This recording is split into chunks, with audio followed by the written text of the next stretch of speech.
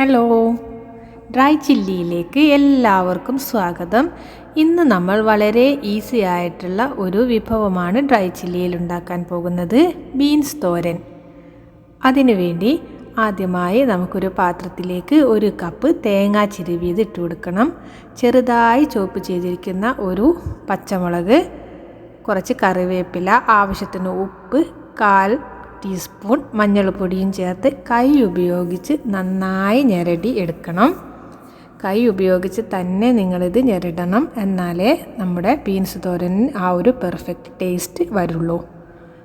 ഈ നന്നായി ഞെരടി യോജിപ്പിച്ച് ഉപ്പും മുളകും എല്ലാം തേങ്ങയിൽ നന്നായി പിടിക്കുന്ന രീതിയിൽ ഞെരടിയതിന് ശേഷം വളരെ ചെറുതായി കട്ട് ചെയ്ത് വെച്ചിരിക്കുന്ന ബീൻസ് കൂടി ചേർത്ത് കൊടുക്കുക. ബീൻസ് നിങ്ങൾക്ക് എത്രത്തോളം നേരിയതായിട്ട് കട്ട് ചെയ്യാൻ പറ്റുമോ അത്രയും നേരിയതായിട്ട് കട്ട് ചെയ്താലാണ് ഈ ബീൻസ് തോരൻ്റെ ടേസ്റ്റ് വളരെ നല്ലതാവുകയുള്ളൂ.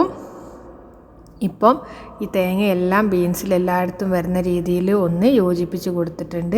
ഇനി നമുക്കിതൊന്ന് വേവിച്ചെടുക്കാം. അതിന് വേണ്ടി ഒരു മൺചട്ടിയാണ് ഉപയോഗിക്കുന്നത്.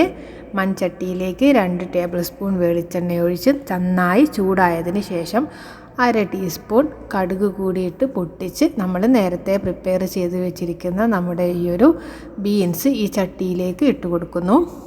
ബീൻസ് എല്ലാം ചട്ടിയിലേക്ക് ഇട്ട് കൊടുത്തതിന് ശേഷം ഒരു സ്പൂൺ ഉപയോഗിച്ച് നല്ലതുപോലെ ഒന്ന് ഇളക്കി കൊടുക്കണം. ഇപ്പം ബീൻസ് നന്നായി ഇളക്കി കൊടുത്തിട്ടുണ്ട്. ഇനി നമുക്ക് ഇതൊന്ന് അടച്ച് വെച്ച് വേവിക്കാം. ഒരു 10 മിനിറ്റ് അടച്ച് വെച്ച് വേവിച്ചതിന് ശേഷം നമ്മളൊന്ന് തുറന്ന് നോക്കുന്നുണ്ട്. ഇടയ്ക്കിടയ്ക്കൊന്ന് തുറന്ന് ഇതൊന്ന് ഇളക്കി കൊടുക്കണം, അല്ലെങ്കിൽ അടിയിൽ പിടിക്കും. ഇനി ഇപ്പോൾ നമ്മുടെ ബീൻസ് തോരന് അത്യാവശ്യം നല്ലതുപോലെ വെന്ത് റെഡിയായി വന്നിട്ടുണ്ട്. ഇത്രയും മതി. നല്ല ടേസ്റ്റി ആയിട്ടുള്ള ബീൻസ് തോരൻ റെഡി ആയിട്ടുണ്ട്. എല്ലാവരും ട്രൈ ചെയ്ത് നോക്കണം. ആ കൈ കൊണ്ട് തേങ്ങ ഞെരടി എടുത്താലാണ് ബീൻസ് തോരൻ്റെ ശരിക്കുള്ള ആ ഒരു ടേസ്റ്റ് വരുള്ളൂ.